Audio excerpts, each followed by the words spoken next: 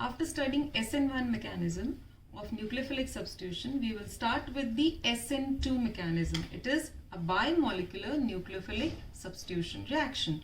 This reaction occurs in the presence of polar aprotic solvent like acetone and is a one-step reaction.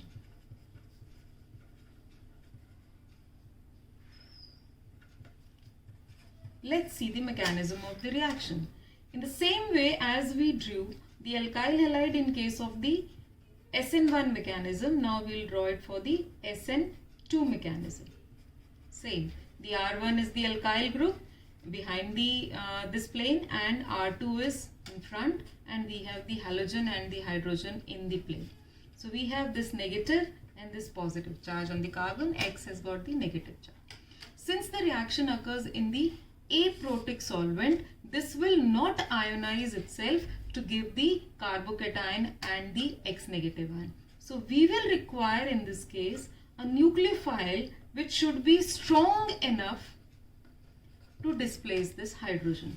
This will occur in the presence of polar aprotic solvent. Now the nucleophile has to attack.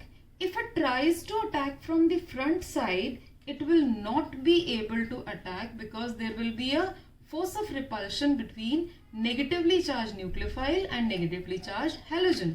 So it will tend to attack from the back side. So we'll have the back attack in this case.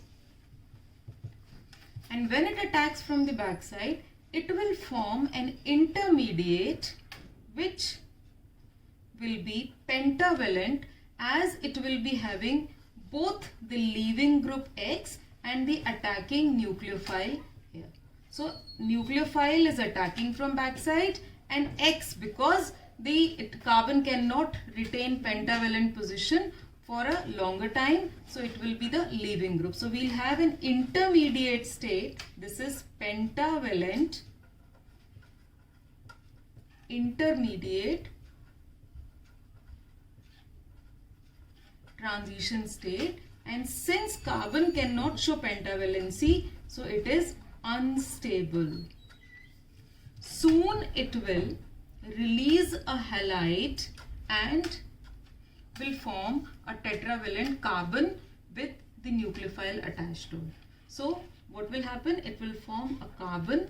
It will have a hydrogen in the same way, the dash alkyl R1, the wedge alkyl R2, and the nucleophile will be attached with the carbon on the opposite side as that of the parent alkyl halide. So in this case, the product formed will be having inversion of the configuration.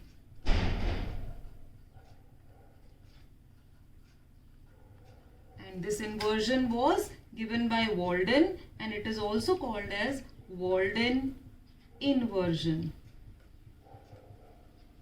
This inversion is same as that on a windy rainy day when we are carrying an umbrella, and due to the wind blowing fast, the umbrella gets inverted. So that is, it turns upwards. So this we have as the SN2 mechanism. The first step of attack of the nucleophile is a slow step and is a rate determining step. The second step, leaving of the halide, is a fast step. So this is the mechanism of nucleophilic substitution bimolecular, that is SN2. Now in this step, what all has taken place or what all has happened? First, the reaction is one step or single step reaction. Second, in the presence of polar aprotic solvent. Third, the rate of the reaction, which is determined by the RDS, rate determining step, this one, we can see that there are two molecules, one alkyl halide and one is a nucleophile. So rate is directly proportional to molar concentration of Rx as well as nucleophile. There are two molecules here, so it is a bimolecular reaction.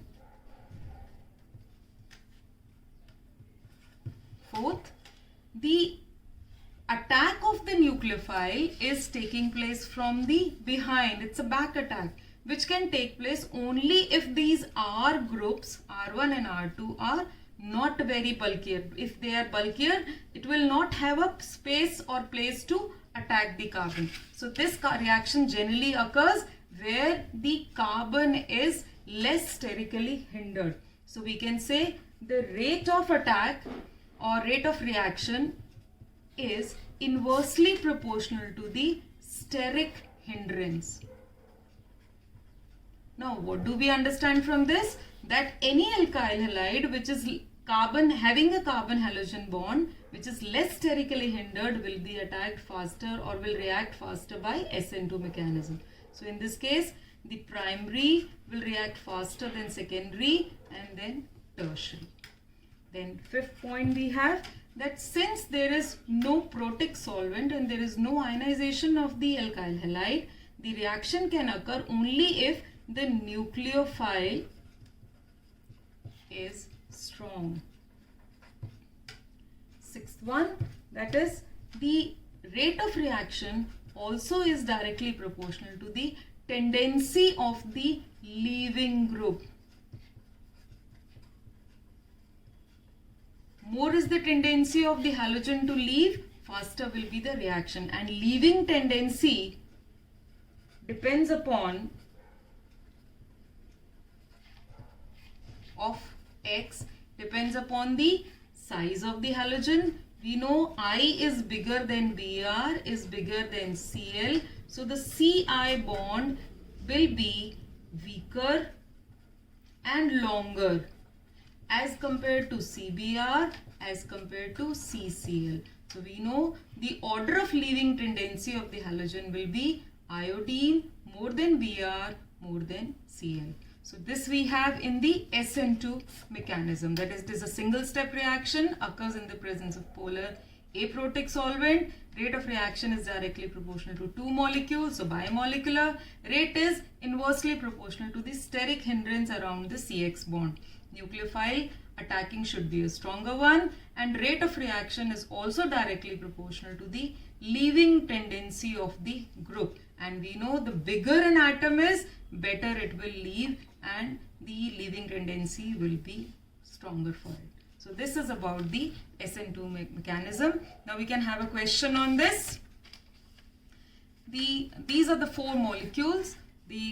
Arrange them in increasing order of the SN2 mechanism. We know that this has got the CCl bond surrounded by 3 methyls. Here it is by 2 methyls. Here it's by 1 methyl. Here it's by none.